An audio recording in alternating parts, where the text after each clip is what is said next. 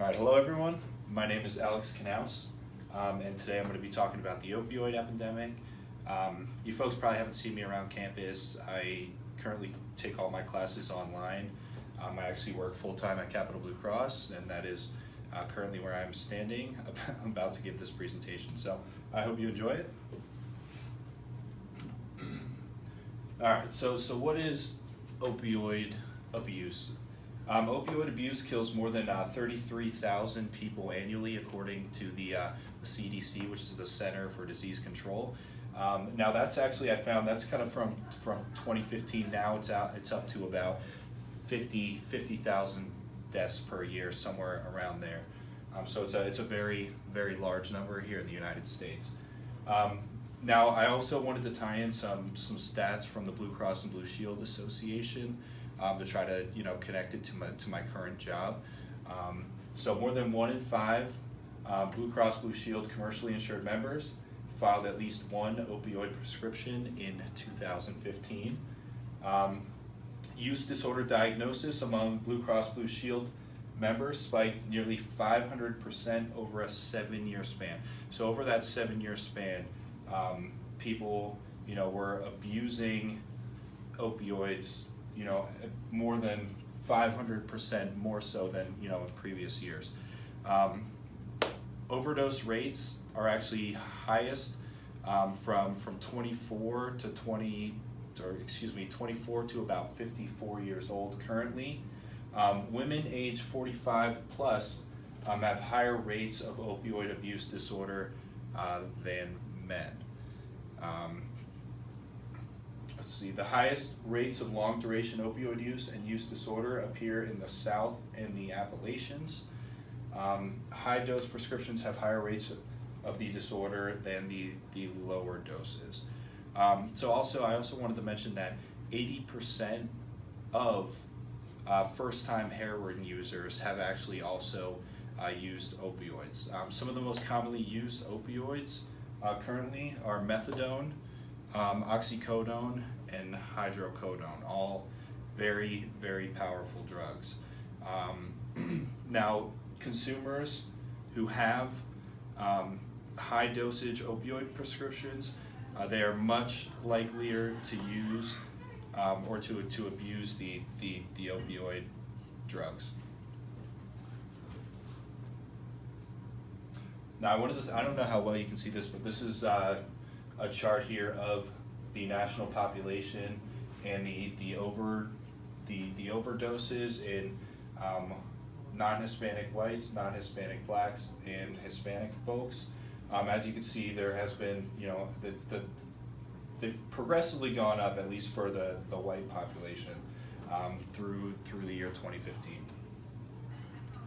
Now this one you're really going to have hard trouble seeing, but the purpose of this is to show the amount of the opioid overdoses that have taken place in Pennsylvania by county. Now you're not going to be able to see, but in Northampton County there's been 71, Lehigh County there's been 115. Now I'm sorry, these are from 2015. Within the year 2015 there was 115 overdoses in Lehigh County. Bucks County there's been 123. Honestly, the three counties of Northampton, Lehigh, Bucks, I guess 4, in Montgomery County, there's been a pretty high overdose rate. So some CDC recommendations: prescribe the lowest effective dosage.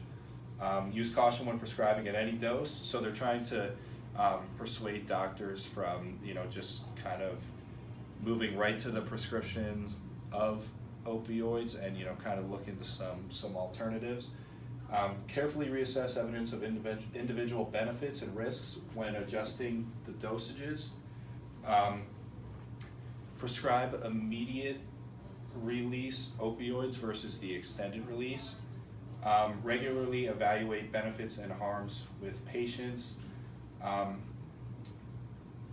this is just a little side piece here. If benefits do not outweigh the harm of the opioids, they want to work with patients in order to tackle the opioid problem and lower the dosage in order to eventually discontinue the usage of it. So they're trying to wean people off of these drugs. You can't just pull them away entirely, but you can put certain things in place in order to drastically decrease the usage and then hopefully get them off it entirely.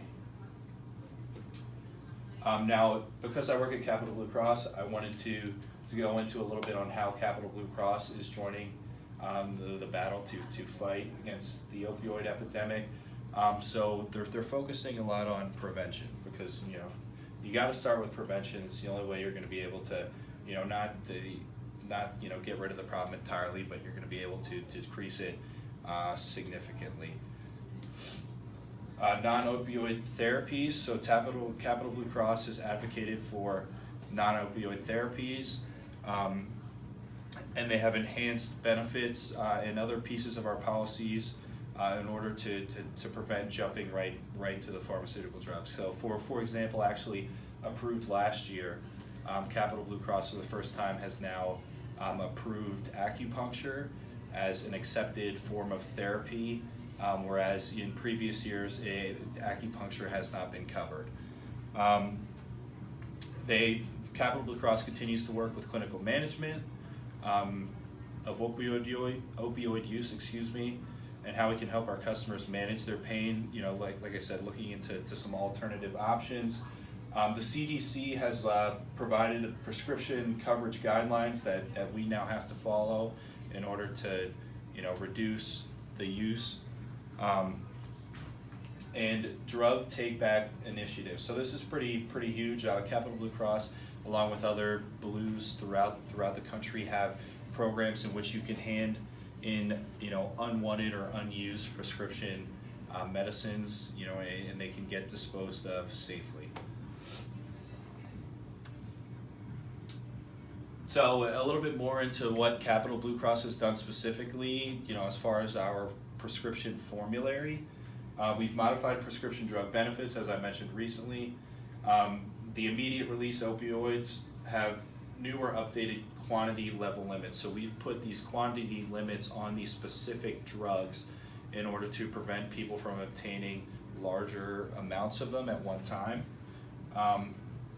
Same with the extended release. They have quantity level limits now as well, and most of these drugs are required prior authorization.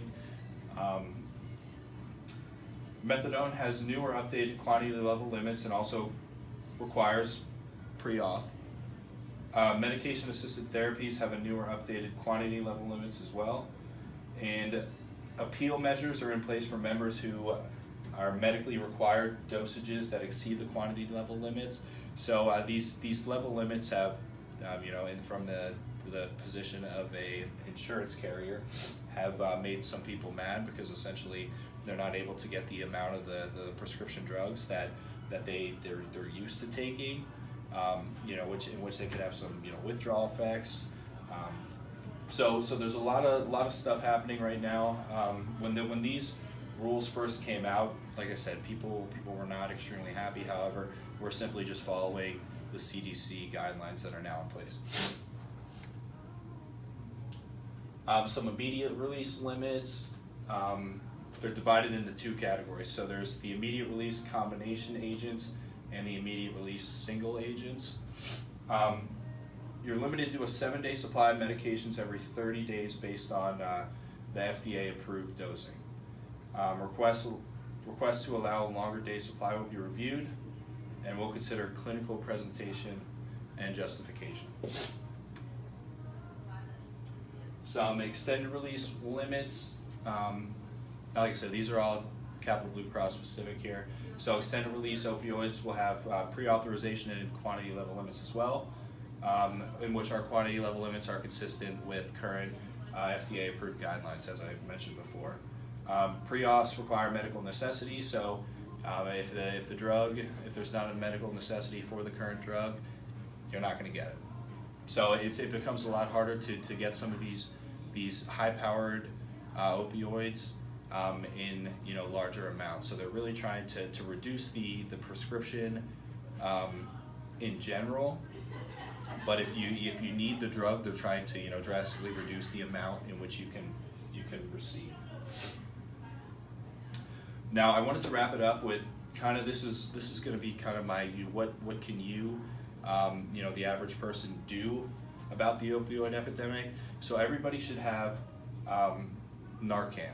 So this is Narcan. It's a nasal spray. It is basically used to combat an opioid overdose. What it does is completely reverses the effect of an overdose. All you do is you spray it in somebody's nose, and it wakes them up from the current overdose. So there's actually a lot of push to get these into police officers' hands, into firefighters' hands. EMTs have them. Capital Blue Cross itself, we actually were a part of a $200,000 initiative to get these into our local law enforcement's hands within the 21 county service area that we focus on. Not a lot of people know about this. To be honest, I didn't really know about it until I went to a healthcare summit recently, and there was actually an EMT that spoke, and he stressed the importance of this Narcan.